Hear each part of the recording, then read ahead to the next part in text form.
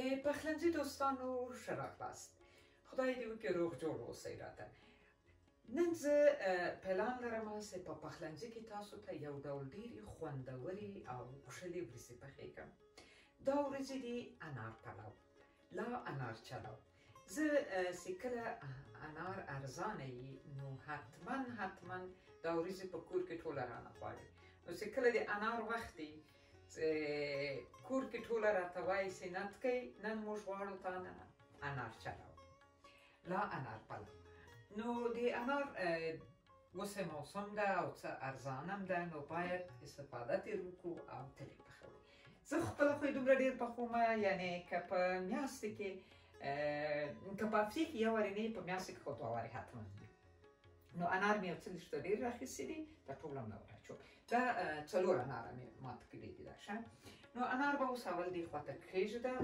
اول به راسو د دې وریځو د خښتېدا لپاره. نو وریځې چې ده ما دلته راخیستې دي، تاسې وینئ دا وریځې ما راخیستې. دا وریځې به زه کم له کمه یو ساعت مخکې خښتې کړم او په قاشقه مالګه به ما راچوم. دا وریځې ما په ګیلاس باندې ما راخیستې، هو په دې ګیلاس باندې ما دا راخیستې دي 2.5 ګیلاسه وریځې دي. او دا وریځې د موږ لپاره بس. زه به نو اول وریځې خښتې کړم. ښه وریځې خو مې خښتې کړلې. اوس به زه د وریځو ته یوه قاشقه مالګه هم ور واچوم.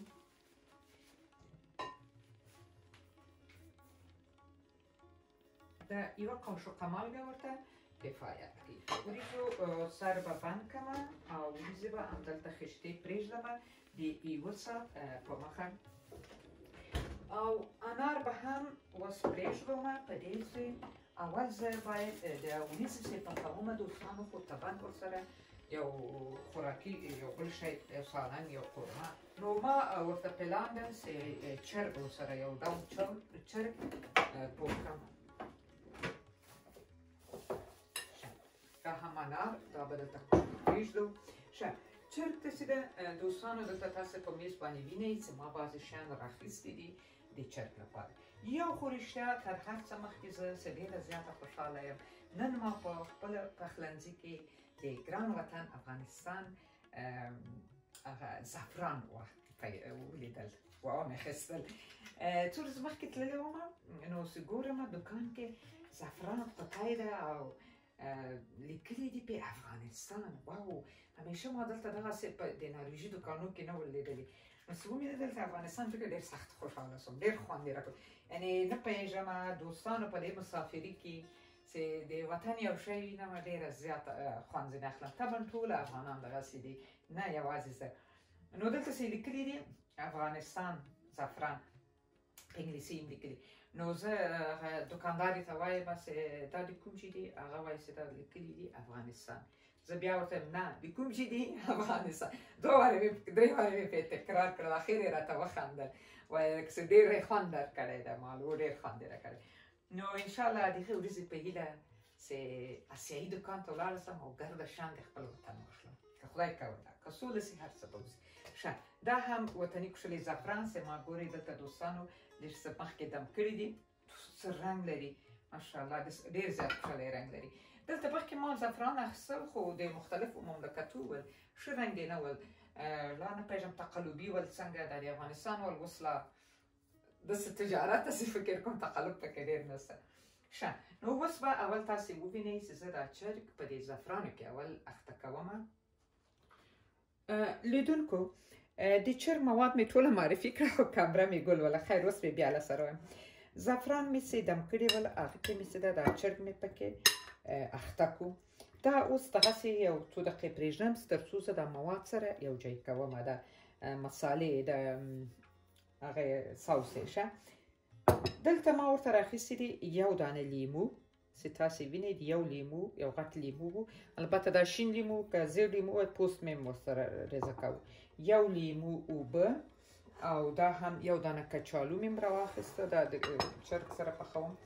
او دا هم چې ده 4 دانې داسې وړې دانکۍ وږه، زنجفیل یوه قاشقه، د چای خوړلو ډکه زنجفیل او ورسره چې ده هم یو دانه کوچنی پیاز می دا می له مولی تراش ویستل او دا هم ورته پکار دی مالګه او دا هم مسالې دا مسالې چې د دوستانو دا ما ورته شبت راخیستې دي وچ او دا نور تاسو سی وینئ دلته دا هم وچه دانیا تور مرچ کورکمن او دا هم یو مساله چې ما مخکې تاسو ته درښولې د مسالې کې هغه ټول د مسالې ضرورت شانس دي هغه سته پکې البته هغه ګرمې مسالې هغه هندي مسالې چې دي هغه پکې نسته دغه رقم مسالې دي پکې کورکمن دي دا یو رقم پاڼې دي نه پېژم وطن کې موږ لرو کنه دغسې وچې دا پاڼې دي شبت هم البته لري وږم لري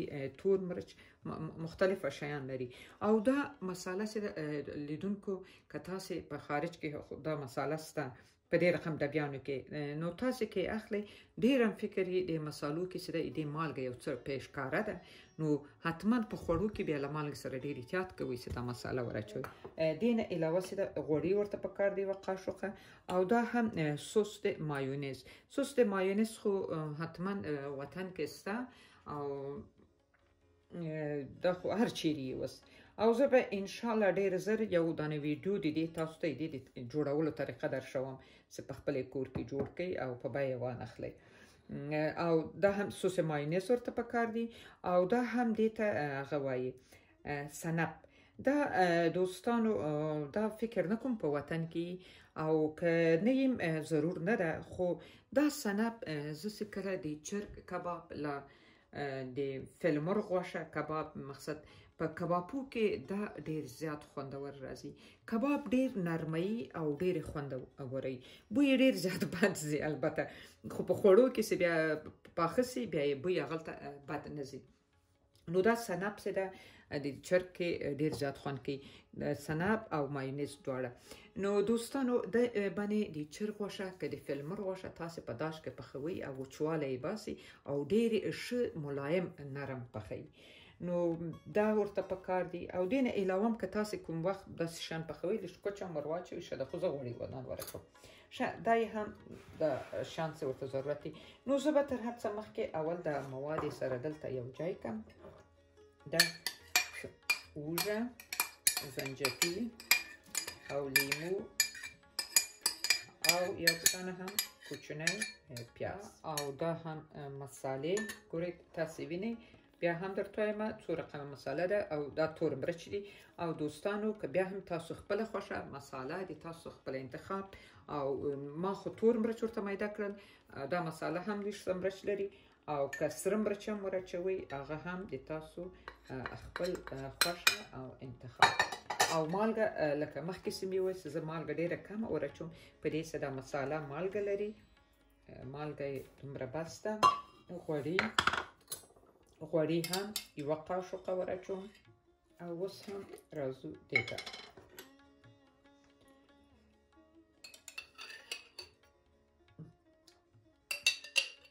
دومره یې بس ده او دا هم سنپ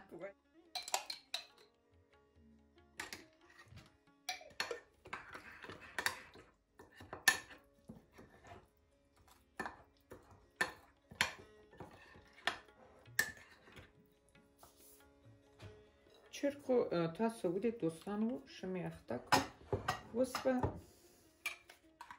ډېر زیات دا چرګ خوندور کوي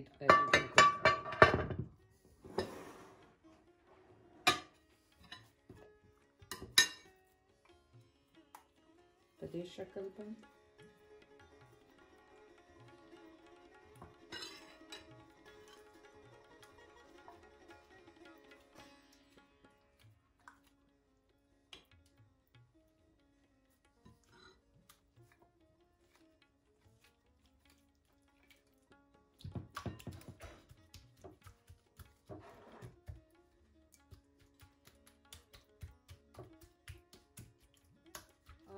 دا هم دوستانو کچالو دا هم په دې کې اچوم یو وارې به وبخښئ په دې زعفرانو کې به زه خیر بیا په سر ور واچوم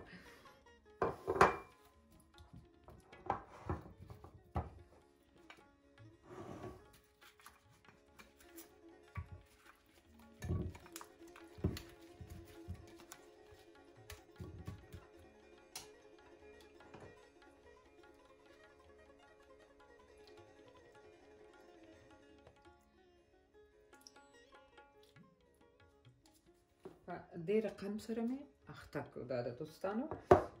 اوس به د دې په سر باندې هغه د پلاستیک کاغذ پیچېږم او بیا به دا زرورقه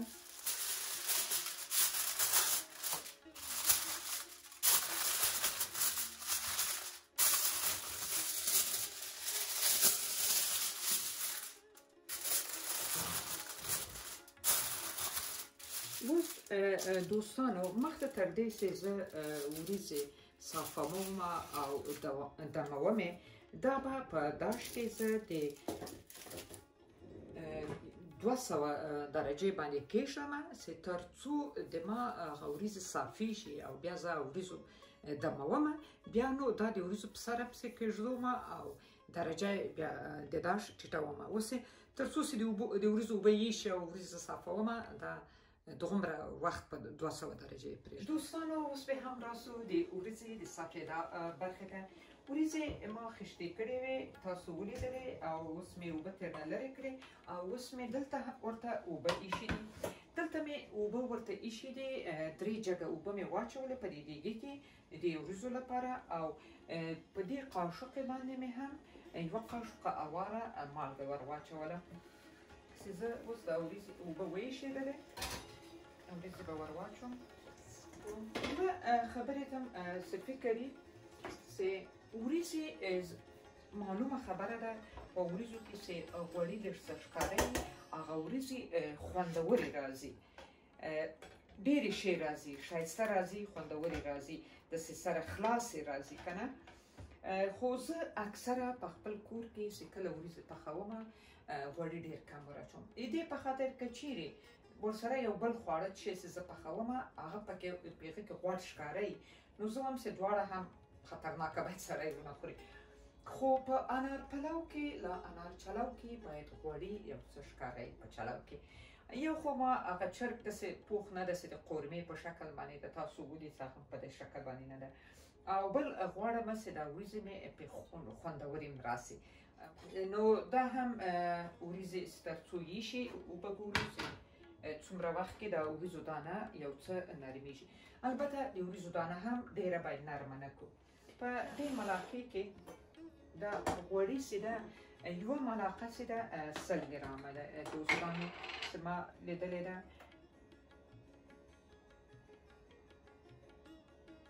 دا یوه ملاقه غوړي د دې انار پلو لپاره بیخي ډېر دا کومه اندازه وریځې چې ما راخیستې دي د دې لپاره بس دي. نو غوړي هم دا غوړي به هم او څه ورته سره کمه خو یو وارې وریځې صافې سي.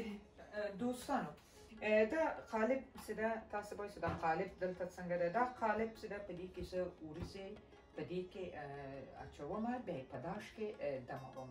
نو تاسو به ووینئ په دې دا قالب چې ده که ورته پام وي د وریځو ځای چې داسې پراخ اواري هغه وریځې ډېرې ښې راځي. نو دا قالب کې چې ده تاسو داسې قالب خارج کې اوسئ او په داش کې وریځې دموئ که د ما منئ په داسې قالبو کې قدم کوئ دا ښه دي چې قلم دي یو څه وریځې پکې ډېرې کښلې راځي. دانه سمه ده لیدونکو نه بیخي نرمه ده او نه ډېره شخه ده برابره ده. سپې صافې کړم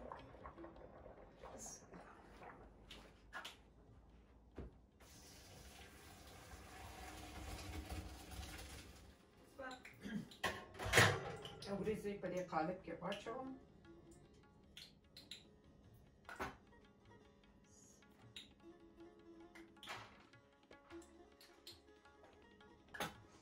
غوړي مې ورته ګرم کړل.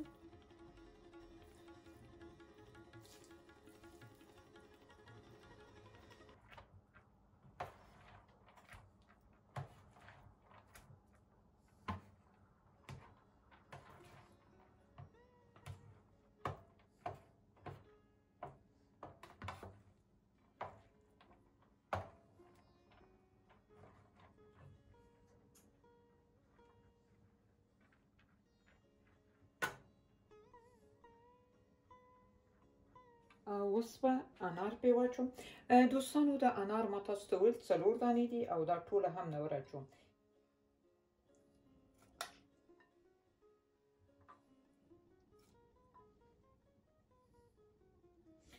دې رقم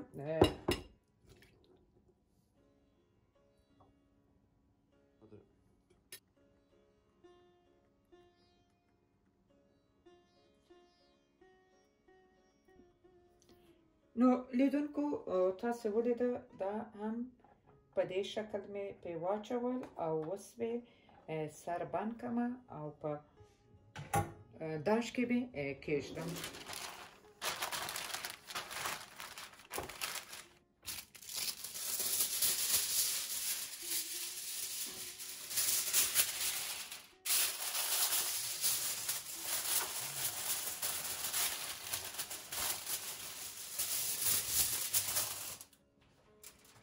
او اوس به په سر دوستانو تاسو وینئ چې زه د جالۍ هم په سر یې ورژوم.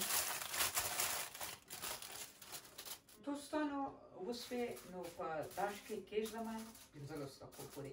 انار پلو که انار چلو تاسو دموئ که په دیګي کې دموئ لا په داش کې نو له 15 دقیقو نه زیات وخت مه پرې تېروئ، ډېر کمه دمې دا غواړي. نو اوس به په داش کې کېږدم او دا پورته هم چرګ دی دوستان د فکر مې.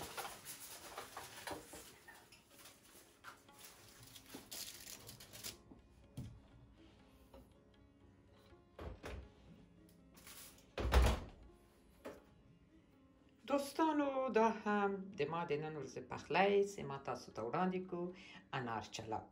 نو لیدونکو په دې هیله چې تاسو خوښ شوی په دې کوم شکل چې ما پوخ کړو او دا هم چرګ دا چرګ په دې شکل که پوخ کړي ډېر خوندور راځي.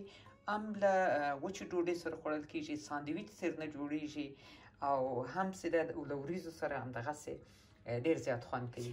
او دوستانو انار چلو هم د انار وخت حتما یې پخوئ، ډېر زیات خوندور، کمو لویو ته خوند ورکوي. او دا انار چلو چې سمې هغه لا د کتغن وریځې لا پېښورۍ وریځې او انار هم لا د کندهارې او لا هم د تګابې، نو څومره خوند به ولري که حتی د تګاب هغه سپین انار هم وي. واقعا د افغانستان هره میوه ډېره خوندوره وي، خو دلته موږ همدغه اروپایي له اروپا نه راځي. البته دلته په دې وطن کې خو انار شته نه، له نورو ځایو کې راځي، نو دا هم غنیمت ګڼو. خو کوم انار ما د افغانستان د کندهار خوړلی دي نو هغه خوند مې باور کوي چې اوس هم دغه انار زه په هغه شوق اخلم او که خوند یې هغسې نه ده.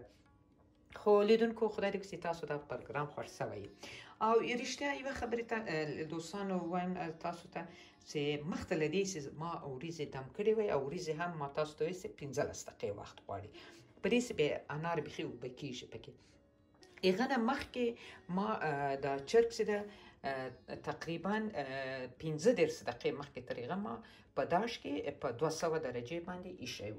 بیا چې کله مې وریځې صافې کړې او په دې قالب کې مې اچولې، تاسو ولیدلې دوستانو په فلم کې به یې تاسې ووینئ چې بیا ما د چرګ چې ده بیرته د دې وریځو په سر باندې کېښود او بیا مې په داش کې 15 دقیقې نور هم په اور کېښود. نو د چرګ سم دغه په دې شکل باندې کې تاسو جوړ کړئ، زه بیخي مطمئنه یم چې تاسو به ډېر خوند ځنې واخلئ. نو تر بلې ویډیو مو په الله پاک سپارم، خدایه منازوه دوستانو، روغ جوړ او په دې هیله چې ویډیوګانې لایک کړئ تر څو د تاسو دوستانو له برکته یو بل چاته دا ویډیو بل افغان ته ورسیږي او تر استفاده وکړي او خوند تر واخلي. مننه دوستانو، کور آباد، خدای پامان.